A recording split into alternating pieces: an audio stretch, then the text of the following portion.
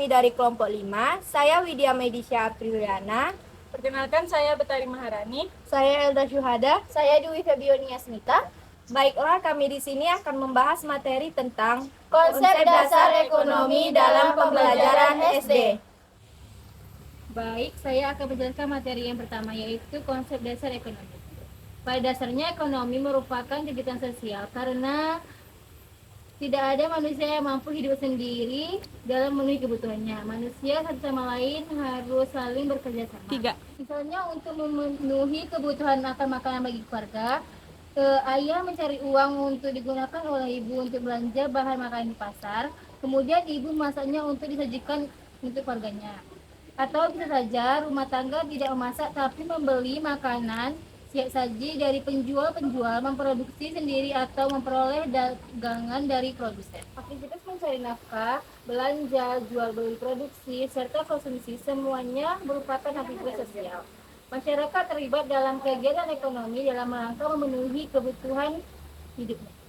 Selanjutnya, materi konsep dasar ekonomi dalam pembelajaran SD.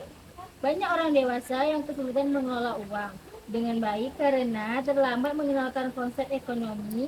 Memperkenalkan konsep ekonomi sederhana penting diberikan saat seorang masih kecil. Pendidikan dini tentang ekonomi bisa membuat seseorang lebih terbiasa mengelola uang saat mereka sudah dewasa. Selanjutnya, materi yang ketiga, pengertian ekonomi. Secara etimologi, ekonomi berasal dari bahasa Yunani, yakni ekonomia. Kata ini terdiri dari dua kata, yaitu oikos dan nemein. Oikos adalah rumah tangga, sedangkan nemein adalah mengelola. Maka secara singkat, pengertian dari oikos dan nemein yaitu ilmu ekonomi adalah ilmu yang mempelajari tentang caranya mengelola rumah tangga. Jadi, ilmu ekonomi merupakan ilmu yang mempelajari tentang cara manusia menentukan pilihan saat melakukan proses produksi dengan sumber daya yang terbatas. Selanjutnya saya akan menjelaskan tentang konsep dasar ekonomi. Konsep dasar ekonomi dalam pembelajaran SD biasanya disampaikan secara sederhana dan mudah dipahami. Beberapa konsep dasar ekonomi yang dapat diajarkan kepada siswa SD. Yang pertama, kebutuhan dan keinginan. Mengajarkan perbedaan antara kebutuhan, barang atau jasa yang diperlukan untuk kelangsungan hidup, dan keinginan barang atau jasa yang diinginkan tetapi tidak penting untuk kelangsungan hidup. Berdasarkan tingkat kepentingannya, kebutuhan dibagi menjadi 3, yaitu kebutuhan primer, yang kedua kebutuhan dasar, yang ketiga kebutuhan tersier. Kebutuhan primer atau kebutuhan pokok. Kebutuhan primer merupakan tuntunan secara ilmiah yang harus terpenuhi. Pada umumnya ada 3 kebutuhan yang dianggap sebagai kebutuhan primer, yaitu sandang, pangan, dan papan. Sandang yaitu pakaian untuk melindungi dari panas dan dingin, meliputi baju dan celana. Selain menjadi kebutuhan dasar, pakaian dibutuhkan untuk melindungi tubuh saat berada di luar rumah. Yang kedua, pangan, makan, yaitu kebutuhan untuk makan dan minum untuk bertahan hidup. Jika tidak dipenuhi, keberlangsungan hidup dapat terancam. Yang ketiga, papan atau rumah, sebagai tempat tinggal dan tempat melindungi diri dari cuaca buruk, terpapar matahari terik, dan bahaya-bahaya lainnya. Selanjutnya, setelah memenuhi kebutuhan dasar, manusia masih memiliki kebutuhan tambahan yang disebut sebagai kebutuhan sekunder. Kebutuhan ini bervariasi tergantung pada budaya masyarakat. Terdapat seorang tinggal seperti misalnya radio atau televisi atau mesin cuci dan lain-lainnya. Yang ketiga yaitu kebutuhan tersier, adalah kebutuhan yang hanya dapat dipenuhi oleh segelintir orang yang memiliki ekonomi yang tinggi, seperti rumah mewah atau mobil mewah sampai liburan ke luar negeri. Tidak dapat disangka bahwa manusia memiliki beragam kebutuhan, mulai dari yang sangat penting hingga yang kurang penting, yang dibagi menjadi kebutuhan primer hingga kebutuhan tersier. Mengemukakan Haji H. Gosen teorinya bahwa konsumen akan mencapai tingkat optimal dalam konsumsinya Selanjutnya, sumber daya alam.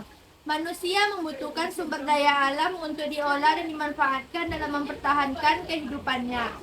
Namun terkadang kita berlebihan dalam mengeksploitasi sumber daya alam sehingga keseimbangan lingkungan mengalami gangguan.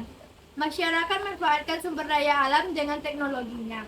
Kemajuan teknologi sangat membantu masyarakat mengolah sumber daya alam untuk mendatangkan manfaat yang sebanyak-banyaknya. Dalam pemanfaatan sumber daya alam, diperlukan cara penggunaan teknologi yang tepat dan ekonomis agar hasilnya sesuai dengan yang diharapkan dan tidak mengganggu lingkungan. Sumber daya merupakan kekayaan alam yang diciptakan oleh Tuhan untuk kesejahteraan manusia. Semua yang ada di alam ini merupakan sumber daya alam yang sangat dibutuhkan oleh masyarakat. Pada dasarnya, sumber daya alam terbagi dua, yaitu sumber daya alam yang dapat diperbaharui dan sumber alam yang tidak dapat diperbaharui. Berikut perbedaannya. Yang pertama, sumber daya alam yang dapat diperbaharui, yaitu meliputi air, tanah, flora, dan fauna. Yang kedua, sedangkan sumber daya alam yang tidak dapat diperbaharui, contohnya barang tambang yang ada di dalam perut bumi seperti minyak bumi dan batu bara, timah, dan nikel. Kita harus menggunakan sumber daya alam ini seefisien mungkin. Hal ini disebabkan sumber daya ini baru akan terbentuk kembali setelah jutaan tahun kemudian. Sumber daya alam dan kehidupan manusia memiliki ketergantungan yang sangat erat. Kehidupan manusia tidak akan berjalan tanpa air, udara, dan hasil hutan, sumber daya alam lainnya. Begitupun sebaliknya, air, udara, dan lainnya tidak dapat terjaga dan terlestarikan dengan baik apabila manusia tidak memiliki dengan bijaksana. Dalam pengelolaan sumber daya alam, kita memiliki tujuan yang sama, yaitu agar terus tersedianya sumber daya alam yang dapat diperbaharui. Baiklah, di sini saya akan membahas tentang materi produksi, distribusi, dan konsumsi. Produksi adalah kegiatan menghasilkan suatu benda atau menciptakan benda baru sehingga lebih bermanfaat dalam memenuhi kebutuhan. Berikut ini adalah beberapa tujuan produksi, yaitu yang pertama memenuhi kebutuhan manusia, yang kedua mencari keuntungan atau laba, yang ketiga menjaga kelangsungan hidup perusahaan, yang keempat meningkatkan mutu dan jumlah produksi, dan yang kelima mengganti barang-barang yang aus dan rusak karena dipakai atau karena bencana alam. Makanan bagi keluarga. Baik, di sini saya akan menjelaskan materi selanjutnya, yaitu tentang distribusi. Pengertian dari distribusi tersebut ialah merupakan suatu proses yang menunjukkan penyaluran barang yang dibuat dari produsen kepada konsumen. Kegiatan distribusi ini memiliki tujuan. Beberapa tujuan dari kegiatan distribusi ini antara lain yaitu kelangsungan hidup kegiatan produksi terjamin, barang atau jasa hasil produksi dapat bermanfaat bagi konsumen, dan yang terakhir konsumen dapat mendapatkan barang yang dibutuhkan dengan mudah. Selanjutnya yaitu konsumen. Konsumen sendiri memiliki arti konsumsi adalah kegiatan manusia untuk menggunakan baik barang maupun jasa secara berangsur-angsur atau sekaligus habis dipakai untuk memenuhi kebutuhan. Selanjutnya, penawaran dan permintaan. Permintaan dan penawaran adalah konsep dasar dalam ekonomi mikro yang menggambarkan interaksi antara pembeli dan penjual di pasar berdasarkan permintaan. Adalah jumlah barang atau jasa yang ingin dibeli oleh masyarakat dengan berbagai tingkat harga dan waktu tertentu. Dan selanjutnya saya akan membahas tentang fungsi dari permintaan. Fungsi dari permintaan di sini adalah suatu fungsi yang menunjukkan hubungan antara harga barang dengan banyaknya barang yang diminta. Sedangkan fungsi penawaran adalah suatu fungsi dalam ekonomi yang menggunakan sudut pandang penjual dan menjelaskan hubungan antara harga komoditas dengan jumlah yang ditawarkan oleh produsen. Selanjutnya, nilai uang. Nilai uang dalam sistem keuangan merujuk pada daya beli atau kemampuan pertukaran suatu mata uang dalam lingkungan keuangan. Beberapa penelitian telah membahas kedua konsep ini. Terdapat bermacam jenis-jenis uang yang saat ini dipakai oleh masyarakat. Yang pertama yaitu uang logam, yang kedua uang kertas, yang ketiga e-money, adalah electronic money atau uang elektronik.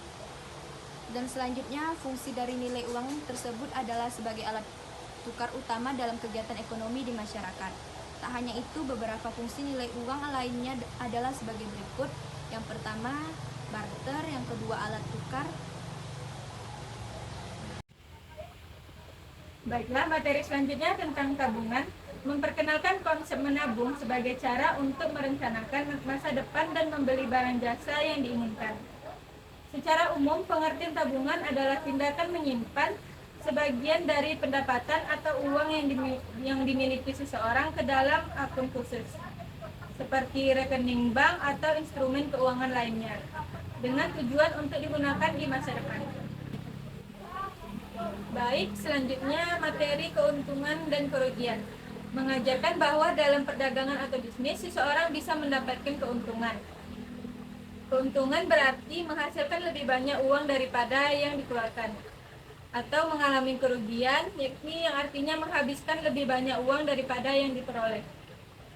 Baiklah, penjelasan secara rincinya bisa dibedakan dengan keuntungan. Dalam menerapkan nilai untung dan rugi, maka pasti akan muncul nilai jual dan nilai barang. Yang dimaksud dengan nilai beli atau harga beli barang adalah nilai yang diperoleh ketika membeli sebuah barang, dan ini bisa diartikan sebagai modal. Sedangkan kerugian adalah hal sebaliknya, ketika terjadinya sebuah produk dikatakan merugi. Sebuah produk dikatakan merugi adalah saat harga jual produk tersebut lebih rendah dibandingkan harga belinya.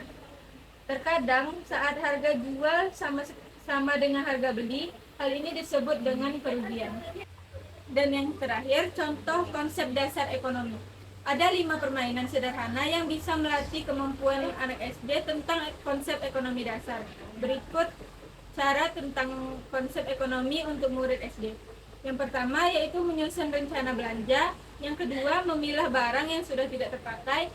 Yang ketiga, belajar nilai mata uang. Yang keempat, tiket di tempat khusus. Dan yang terakhir, memperkenalkan nilai uang.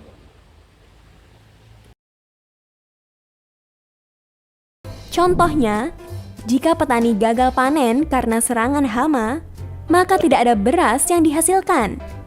Akibatnya, masyarakat tidak bisa makan nasi. Contoh lainnya, jika distribusi beras terhambat karena banjir, maka pedagang beras merugi dan masyarakat kesulitan mendapatkan beras. Indonesia memiliki kondisi geografis yang beragam dan sumber daya alam yang melimpah. Karena itu, ada beberapa bidang usaha ekonomi yang dapat dilakukan oleh masyarakat untuk memenuhi kebutuhan hidupnya. Pertama, bidang pertanian, yaitu usaha mengelola lahan untuk tanaman pangan. Hasilnya berupa beras dan jagung. Kedua, bidang perkebunan, yaitu usaha mengelola lahan untuk komoditas tertentu. Contohnya, perkebunan sawit dan kopi. Ketiga, bidang kehutanan, yaitu usaha mengelola hutan untuk menghasilkan bahan baku kayu dan rotan. Kayu tersebut nantinya dapat diolah menjadi kertas, perabotan, dan bahan bangunan. Keempat, bidang peternakan, yaitu usaha budidaya hewan seperti sapi, kambing, dan unggas. Hasilnya berupa daging, telur, atau susu. Kelima, bidang perikanan, yaitu usaha penangkapan atau budidaya hewan yang hidup di air, baik air tawar maupun air asin. Hasilnya berupa ikan lele, kakap, atau udang. Keenam, bidang industri, yaitu usaha mengelola bahan mentah menjadi barang setengah jadi atau barang jadi. Contohnya, industri kain dan industri makanan ringan. Baiklah, sekian presentasi dari kami. Semoga presentasi tersebut dapat berguna dan bermanfaat bagi kehidupan sehari-hari. Lebih dan kurang kami mohon maaf dan kami akhiri. Wassalamualaikum warahmatullahi wabarakatuh. Terima kasih.